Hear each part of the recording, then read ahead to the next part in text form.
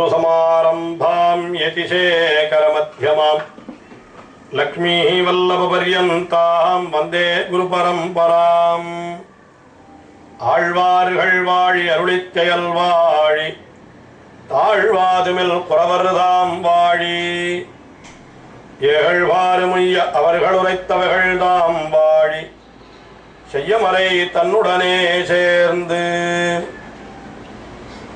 கண்ணபிரானை யசோதை எப்படியெல்லாம் அனுபவித்தாளோ அந்த அனுபவத்தை தாமும் செய்கிறார் பெரியாழ்வார்.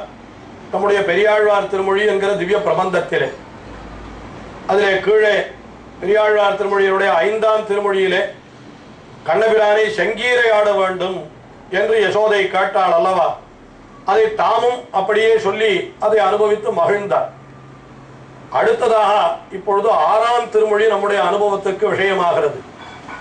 இந்த 6வது திருமொழியிலே பெரியாழ்வார் எதை ஆசைப்படுகிறார் என்றால் அந்த கண்ணபிரானை சப்பாடி கொட்ட வேண்டும் என்று யசோதை கேட்கிறாளாம். சப்பாடி கொட்டுதல் என்னால் இப்பொழுது குழந்தை கீழ்ப்ப திருமொழியிலே சொல்லுகிற பொழுது தவழ்கிற குழந்தை என்று அது தன்னுடைய கையையும் முழங்காலையும் ஊன்றிக்கொண்டு தலையை ஆட்டுவதொரு கூத்து என்பது செங்கீரை என்று பார்த்தோம். இப்பொழுது குழந்தை தானே எழுந்து நின்று விட்டது, அடுத்த பருவம் வந்து விட்டது, சப்பாடி பருவம். இந்த சப்பாடி என்னால் 2 கைகளையும் சேர்த்து இப்படி கை கொட்டுதலுக்கு சப்பாடி என்று பெயரா. வடமொழியிலே சகபாணி, பாணி என்றால் கைகள், சகபாணி என்றால் 2 கைகளை சேர்ப்பது என்று பொருளா. அதுதான் சப்பாடி என்று ஆயிற்று என்றும் கூட சொல்லுகிறார்கள். எப்படியோ ஒன்று, அதாவது இந்த கைகளை கொட்டி விளையாட வேண்டும் என்று இப்படி வேண்டுகிறது இருக்கிறது. இதற்குத்தான் சப்பாடி பருவம் என்று பெயர். அந்த சப்பாடி பருவத்திலே இருக்கிற கண்ணபிரானை பார்த்து சப்பாடி கொட்டாய் சப்பாடி கொட்டாய் என்று 10 பாட்டிலேயும் கண்ணபிரானை பார்த்து யசோதை உன்னுடைய கைகளை கொட்டி நீ விளையாட வேண்டும், அதை நான் பார்த்து மகிழ வேண்டும் என்று கேட்பது போல இந்த பாசுரங்கள் அமைந்திருக்கின்றன. அதிலே முதல் பாசுரம் அதில் என்ன தெரிவிக்கிறார் என்றால், உலகத்தை எல்லாம் நீ தானமாக பெற்றாய் அல்லவா, உன்னுடைய திருக்கைகளாலே நீ சப்பாடி கொட்ட வேண்டும், அந்த திருக்கைகளாலே சப்பாடி கொட்ட வேண்டும் என்று யசோதை கேட்பதாக பெரியாழ்வார் அருளி செய்கின்றார்.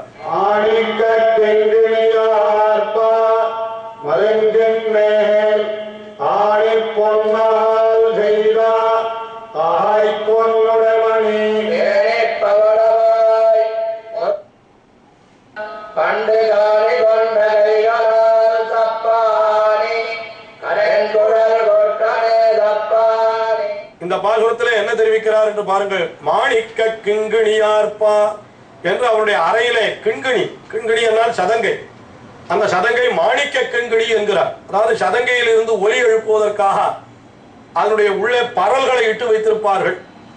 இந்த கண்ணனுடைய சதங்கையிலே என்ன பரல் இருக்கிறது என்றால் மாணிக்க பரல் என்கிறார்.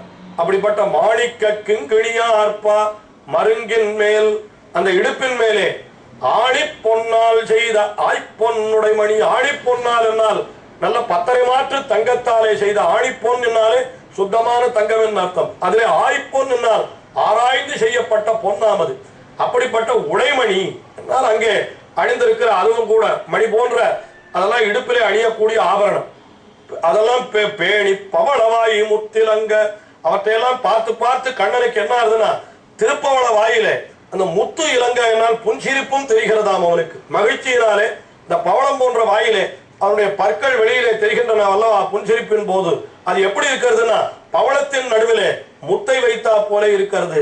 அப்படி முத்திலங்கா இப்படியெல்லாம் இலங்கும்படியாக நீ சப்பாணி கொட்ட வேண்டும் என்று கேட்கிற. பேணி பவளவாயி முத்திலங்க, நீ சப்பாணி எதை கொண்டு, எந்த கைகளை கொண்டு கொட்ட வேண்டும் என்றால் பண்டு காளி கொண்ட கைகளால் சப்பாணி. பண்டு முன்னொரு காலத்திலே மகாபலியினிடத்திலே சென்று நீ யாசகம் கேட்டாய் அல்லவா, அந்த கைகளாலே நீ சப்பாணி கொட்ட வேண்டும் என்று இந்த பாசுரத்திலே கேட்பதாக. மிகவும் சிறிய பாசுரம் தான், சுருக்கமாகவே அனுபவிப்போம். இப்படி ஒரு பாசுரம் சென்றது. அடுத்ததாக 2வது பாசுரம், அதுல என்ன தெரிவிக்கிறார்கள், நீ உன்னுடைய தந்தையினுடைய மடியிலே இருந்து கொண்டு நீ சப்பாடி கொட்ட வேண்டும் என்று யசோதை கேட்கிறார். ஏனென்றால் நந்தகோபருடைய மடியிலே இருந்து கொண்டு இவன் சப்பாடி கொட்டினால் இது முழுக்க இவள் பார்த்து அனுபவிக்கிறார். தன்னுடைய மடியிலேயே ஒரு குழந்தையை வைத்துக் கொண்டிருந்தால் அந்த குழந்தையை தான் முழுவதும் பார்த்து அனுபவிக்க முடியாதான்.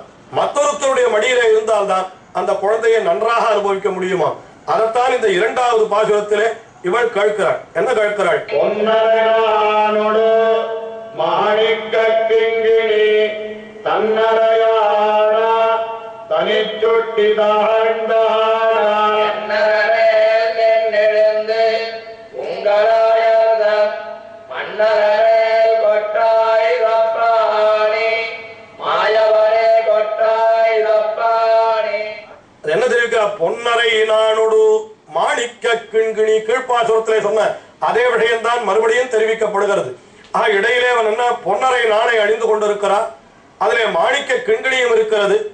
பொன்னரை நானோடு மாணிக்க கிண்கிணி தன்னரை ஆட, அப்படி ஆடுகிற சப்பாணி கொட்டுகிற பொழுதோ அது ஆடுகிறதோ இல்லையோ, அதற்கு மேலே தன்னரை ஆட தனி சுட்டி தாழ்ந்தாட, தனியாக சுட்டி ஒன்று அணிந்து கொண்டிருக்கிறான் தலையிலே. இவன் அப்படி சப்பாணி கொட்டுகிற பொழுதோ அந்த சுட்டியும் அப்படி ஆடுகிறதா. அப்படி ஆடும்படியாக நீ என்ன செய்ய வேண்டும் தெரியுமா?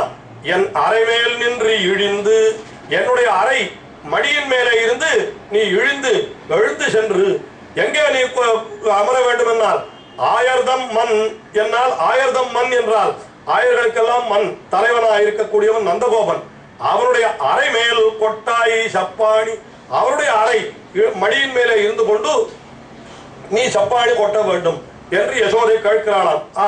பொன்னரை நானோடு மாணிக்க கிங்கிணி தன்னரை ஆட தனிச்சுட்டி தாழ்ந்தாட, அப்படியெல்லாம் ஆடும்படியாக நீ என்னுடைய மடியில் இருந்து சென்று உன்னுடைய தகப்பனாரான அந்த நந்தகோபருடைய மடியிலே இருந்து கொண்டு நீ என்ன பண்ண வேண்டும்? சப்பாணி கொட்ட வேண்டும். அதை நான் கண்டு மகிழ வேண்டும்.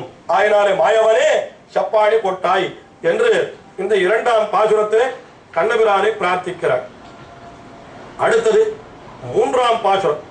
அந்த மூன்றாம் பாசுரத்திலே என்ன தெரிவிக்கிறாள் என்றால், மறுபடியும் நீ என்னுடைய மடியிலேயே வந்து அமர வேண்டும் என்று சொல்லுகிறார். ஏனென்றால் என்னதான் இருந்தாலும் ஒரு குழந்தையை தன்னுடைய மடியிலே வைத்துக் கொண்டு சீராட்ட வேண்டும் என்றுதானே எல்லாரும் விரும்புவார்கள். கண்ணனுடைய அழகை பார்ப்பதற்காக அவரை நந்தகோபருடைய மடிக்கு செல்வாயாக என்று சொன்னாள். ஆனால் இந்த பாசுரத்துல மறுபடியும் என்னுடைய மடிக்கே வந்து விடு என்று சொல்லுகிறாளாம். அன்மணி மொத்தே அவலம்பனி தன்னா என்மணி வண்ணன் இலங்கு பொந்தோட்டின் மேல் கடிவாய் மொத்திலங்க என்னம்மலன் அம்மணி மேல் கொட்டாய் தப்பாணி ஆழியங்கையனே தப்பாணி. பன்மணி முத்து இன்பவளம் பதித்து அன்ன என்னால் பன்மணி முத்து நல்ல பல மணிகளோடு சேர்ந்த முத்தையும் இன்பவளம் பதித்தன்ன, அதுக்கு மேல எண்மணி வண்ணன் என்னால் அந்த எபெருமான் இருக்கக்கூடிய அவனுடைய நிலை என்ன, அவனுடைய அழகு என்ன, எல்லாவற்றையும் இந்த பாசுரத்திலே வர்ணிக்கிறாள். பன்மணி முத்தின் பவளம் பதித்தன்ன எண்மணி வண்ணன் இலங்கு பொன் தோடு என்னால் அந்த கண்ணபிரானுடைய பொன் தோடா, காதிலே அணிந்து கொண்டிருக்கிற தோடு, அதிலே முத்து பவளம் முதலான அத்தனை ரத்தினங்களும் அதிலே பதிக்கப்பட்டிருக்கின்றன. அப்படி பொன் தோட்டின் மேல் நின்மணிவாய் முத்து இலங்க, நீ என்ன செய்ய வேண்டும்? நின் மணிவாய் என்னால் உன்னுடைய அழகிய வாயிலே முத்திலங்க என்னால் முத்து போன்ற பற்கள் அப்படி புன்சிறப்பு செய்யும்படியாக நீ என்ன செய்ய வேண்டும் என்றால், நின் அம்மைகள் அம்மணி மேல் கொட்டாய் என்னால், நின் அம்மை என்னால் உன்னுடைய அம்மையாகிற நான், உன்னுடைய தாயாராகிற நான், என்னுடைய மடிமேலே இருந்து நீ சப்பாணி கொட்டாய் என்ன முத்திலங்க நின் அம்மைகள் அம்மணி மேல் கொட்டாய் சப்பாணி ஆழியங்கையனே சப்பாணி. அப்படி அந்த சக்கராயுதத்தை திருக்கையில் ஏந்தினவனே நீ சப்பாணி கொட்ட வேண்டும். யாரை பார்த்து கேட்கிறாள்? எப்பேற்பட்ட எம்பெருமான் சக்கராயுதத்தை கையிலே ஏந்தி உலகத்தை எல்லாம் நிர்வகிக்கிறவன். அருளார் திருச்சக்கரத்தால் அகல் விசும்பும் நிலனும் இருளார் விலகட செங்கோல் நடாவுது என்று சொல்லப்பட்டபடி அப்படி இருக்கிற எம்பெருமான் அவன் போய் இப்பொழுது இங்கே சப்பாணி கொட்டுகிற பருவத்தில் இருக்கக்கூடிய சிறு பிள்ளையாக இருக்கிறான். அதையும் யசோதை பார்த்து ஆச்சரியப்படுகிறாள் என்ன. அதுதான் இந்த பாசுரத்துடைய உட்கருத்தாக நாம் கொள்ள வேண்டும். அதற்கு அடுத்தபடியாக உண்டான பாசுரம். அந்த பாசுரத்தில் என்ன தெரிவிக்கிறது என்னால், இந்த சந்திரனை உன்னோடு விளையாட வேண்டும் என்று கண்ணன் அழைக்கிறானாம். அதை தெரிவிக்கிறாள் அடுத்த பாசுரத்தில்.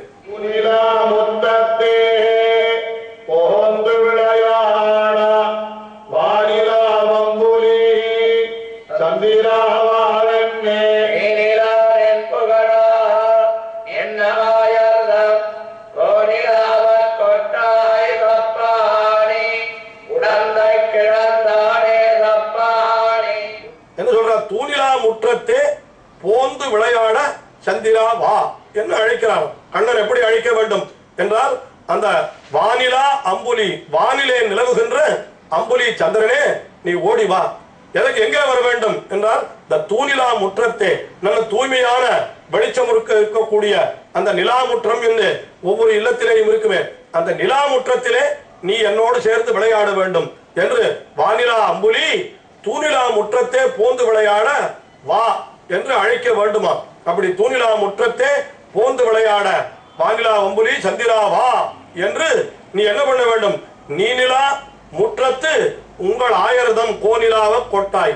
அப்படி இந்த முற்றத்திலே உங்கள் ஆயர்தம் கோ என்னால் ஆயர்களுக்கெல்லாம் கோவான அந்த நந்தகோபுரம் மகிழும்படியாக நீ கொட்டாய் சப்பாணி, உன்னுடைய கைகளாலே நீ சப்பாணி கொட்ட வேண்டும் என்று இந்த பாசுரத்திலே மிகவும் சுருக்கமாக இந்த பாசுரத்துடைய அர்த்தங்கள் எல்லாம் நம்மாலே அனுபவிக்கப்படுகிறது. பாசுரங்களும் மிக சிறியதாக இருக்கிறது என்று, அதனால அந்த முற்றத்திலே இருந்து கொண்டு அவன் சப்பாணி கொட்ட வேண்டும் என்று அதையே மிக அழகாக அனுபவிக்கிறாள் யசோதை என்று நாம் இந்த பாசுரத்திலே பார்த்தோம். அதற்கு பிறகு அடுத்த பாசுரம், இந்த அடுத்த பாசுரத்திலே என்ன தெரிவிக்கப்படுகிறது என்னால், கொண்டு வந்து அட்டியமுக்கி அகம்புக்கையாமே அட்டே தயர கணாவினில் வெண்ணயமன் அட்டே கண்ணே கொட்டாய் சப்பாணி பத்மநாபா கொட்டாய் சப்பாணி. கண்ணபிரான் என்ன செய்கிறான், வெண்ணையை திருடுகிறான். அதாவது ஆயர் மனைகளில் எல்லாம் திருந்து உடம்பை எல்லாம் புழுதியாக ஆக்கி கொள்ளுகிறான் அல்லவா, அதையெல்லாம் சொல்லுகிறான் இந்த பாசுரத்தில். புட்டியில் சேரும் புழுதியும் கொண்டு என்ன, உடம்பெல்லாம் சேரை ஆக்கி கொள்ளுகிறானா. புட்டி என்னால் புட்டில் என்ன, அந்த வைத்துக் கொள்ளக்கூடிய ஒரு பெட்டிக்கு கூட சொல்லுவதுண்டு. இங்கே சேரும் புழுதியும் கொண்டு வந்து அட்டி அகம்புக்கு என்ன பண்ணுகிறான், வீடெல்லாம் சேராக்கி விடுகிறான். இப்படி என்ன செய்கிறான், சட்டியில் வைத்த தயிரும் தடாவினில் வெண்ணையும் என்று, சட்டியிலே சேமித்து வைத்த தயிர் என்ன, தடாக்களிலே நாம் சேமித்து வைத்த வெண்ணெய் என்ன, இவை அனைத்தையும் என்ன பண்ணுகிறான் எம்பெருமான் உண்டு விடுகிறான் கண்ணபிரான். அதையெல்லாம் சொல்லுகிறான். புட்டியில் சேரும் புழுதியும் கொண்டு வந்து அட்டியமுக்கி அகம்புக்கு, ஒருவரும் அறியாமே, யாரும் அறியாமல் இருக்கிற காலத்திலே அந்த சட்டி தயிர் என்ன, தடாவினில் வெண்ணெய் என்ன, அவற்றையெல்லாம் உண்டு விடுகிறான். அப்படி உண்ணுகிறவன் யார் என்னால் பட்டிக்கன்று என்ன, பட்டிக்கன்று என்னால் இந்த தீம்பு செய்கிற, அதாவது குறும்பு செய்கிற கன்றுகளை எல்லாம் ஒரு பட்டியலை அடைத்து வைப்பார்களாம். அதுபோல இவனையும் பட்டிக்கன்று என்னால் ஒரு பட்டியலை அடைத்து வைக்க வேண்டிய கன்று போலே என்றோ இருக்கிறான். அப்படிப்பட்ட எம்பெருமானே நீ என்ன செய்ய வேண்டும், இப்படி சப்பாடி கொட்ட வேண்டும் என்று இந்த பாசுரத்திலே அவனை அழைப்பதாக, அப்படி யசோதை கேட்பதாக அமைந்திருக்கிறது. மேலே அனுபவத்தை தொடர்ந்து செய்வோம்.